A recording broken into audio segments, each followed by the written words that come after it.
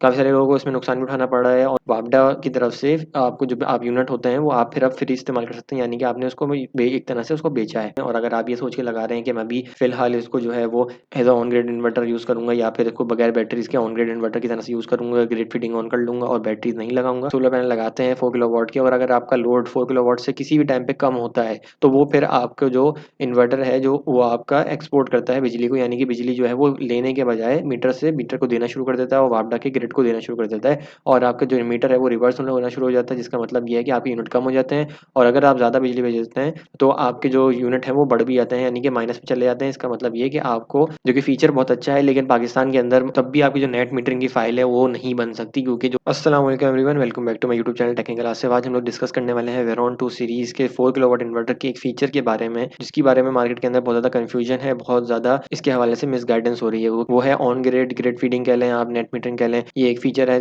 जो कि Inverex feature करता है और इसके डब्बे के ऊपर भी ये चीज़ मेंशन्ड है कि ग्रिड फीडिंग होती है। ग्रिड फीडिंग बेसिकली क्या होती है? ग्रिड फीडिंग बेसिकली जो आप एक्स्ट्रा बिजली बनाते हैं उसको आप एक्सपोर्ट करते हैं। अगर आप डेटा शीट की बात करें तो डेटा शीट पे आप देख सकते हैं यहाँ पे कि जिस तरह से हमारे पास बैटरी मोड में आउटपुट वगैरह की इन्फॉर्मेशन मौजूद है, वैसे ये डेटा शीट मैंने सारी की सारी डिस्कस करी है अपने 4 किलोवाट इन्वर्टर के रिव्यू के अंदर। बहुत ही ज़बरदस्त इन्वर्टर है, लेकिन अगर मैं बात करूँ इस फीचर के हवाले से तो इस फीचर के हवाले से बहुत ज़्यादा मिसगाइडेंस हो रही है, तो इसलिए मैंने सोचा कि इस पर वीडियो बनाऊँ। काफ़ी सारे लोगों को इसमें नुकसान भी उठाना पड़ रहा है और काफ़ी सारे लोग जो है वो ग्रिड फीडिंग का सोच के लेते हैं, लेकिन वो आगे जाके उस मसले में फंस जाते हैं। उस मसले में कैसे फंसते हैं कि सबसे पहले अगर आप देखें तो ग्रिड फीडिंग बेसिकली क्या होती है? ग्रिड फीडिंग होती है जो कि आप सोलर पैनल लगाते हैं 4 किलोवाट के, और अगर आपका लोड 4 किलोवाट से किसी भी टाइम पे कम होता है तो वो फिर आपका जो इन्वर्टर है जो वो आपका एक्सपोर्ट करता है बिजली को, यानी कि बिजली जो है वो लेने के बजाय मीटर को देना शुरू कर देता है और वापडा के ग्रिड को देना शुरू कर देता है, और आपका जो मीटर है वो रिवर्स होना शुरू हो जाता है, जिसका मतलब ये है कि आपके यूनिट कम हो जाते हैं। और अगर आप ज़्यादा बिजली भेजते हैं तो आपके जो यूनिट है वो बढ़ भी जाते हैं, यानी कि माइनस में चले जाते हैं। इसका मतलब ये है कि आपको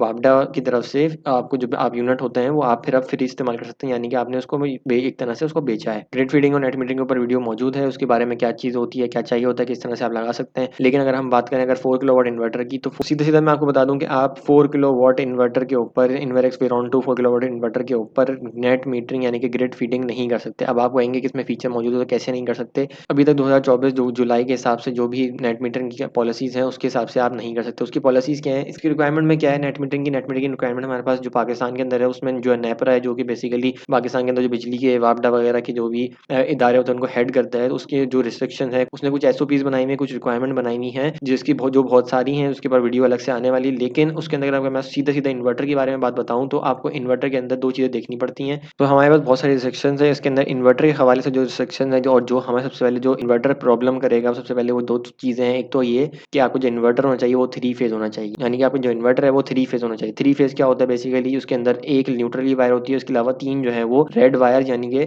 लाइव की वायर होती हैं। तीन वायर जो है वो उसमें से करंट आ रहा होता है और एक उसमें से न्यूट्रल की वायर होती है। अगर आपने एक अपना 3 फेज मीटर देखे तो उस तरह से सेम आपको जो इन्वर्टर होता है उससे भी आउटपुट 3 फेज मिलता है। अब अगर हम बात करें आउटपुट के हवाले से 4 किलोवाट के इन्वर्टर के, तो आप देख सकते हैं यहाँ पे जो आउटपुट है यहाँ पे सिर्फ और सिर्फ एक न्यू लाइव और एक न्यूट्रल यानी कि सिंगल फेज का इन्वर्टर है ये, यानी हमारा जो इन्वर्टर है वो सिंगल फेज इन्वर्टर है। और जो हमारी रिस्ट्रिक्शंस है वो ये है कि हमें 3 फेज इन्वर्टर लगाना होता है। अब वो क्यों लगाना होता है, कैसे लगाना होता है, उसके हवाले से मैं आपको थोड़ा सा बता देता हूँ कि आप जो मीटर लगता है वो 3 फेज मीटर होता है। 3 फेज मीटर के ऊपर जब आप सिंगल फेज इन्वर्टर लगाएंगे तो पहली बात तो लग नहीं सकता, अगर आप लगाएंगे भी तो जो आउटपुट मिलेगा वो सिर्फ और सिर्फ मीटर के एक फेज में जा रहा होता है। अब वापडा उसको इसलिए मना करता है क्योंकि जो लोड होता है जो बाकी जो आपके बराबर में घर होते हैं या मोहल्ले के अंदर जो घर होते हैं उसके ऊपर बाकी हर फेज के ऊपर बिजली आ रही होती है। अब आप जब आपका इन्वर्टर जो है वो एक ही फेज के ऊपर आउटपुट देगा, यानी कि एक ही फेज पे सिर्फ और सिर्फ लोड जाना शुरू हो जाएगा, तो फिर वो इससे होगा ये कि जो उस फेज से जो कनेक्टेड लोग होंगे उनको ये वाली बिजली मिलेगी, लेकिन जो दूसरे बाकी दो फेज से कनेक्ट होंगे मीटर, जो सिंगल फेज मीटर से कनेक्टेड होंगे, उन लोगों की जो वोल्टेजेस हैं और जो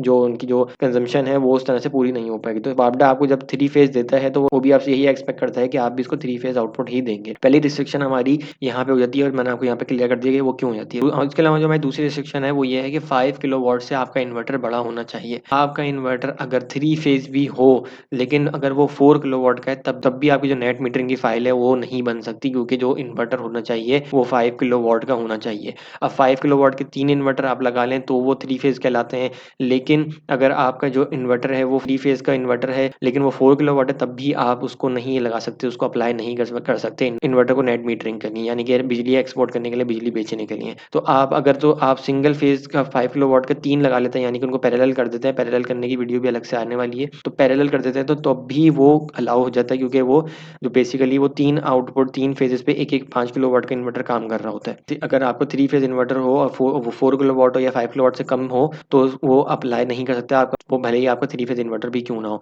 तो यहाँ पे ये जो मिसकंसेप्शन थी, यहाँ पे ये चल रही थी इस मार्केट में इस हवाले से कि आपको जो 4 किलोवाट इन्वर्टर है वो ग्रिड फीडिंग है। ग्रिड फीडिंग इसमें मौजूद होगी बिल्कुल, क्योंकि आपको पता है कि जो इन्वर्टर्स हैं ये पाकिस्तान के अंदर खासतौर पे पाकिस्तानी मार्केट के लिए नहीं बने, बल्कि ये चाइनीज़ कंपनीज़ की तरफ से आते हैं इम्पोर्ट होकर पाकिस्तान में इसको रीब्रांड करके, और इनकी जो सर्विस होती है, जो कि अच्छी बात है पाकिस्तान के अंदर होती है, लेकिन जो ऑब्वियसली जो फीचर्स हैं ये पाकिस्तान के लिए एग्जैक्टली नहीं बने।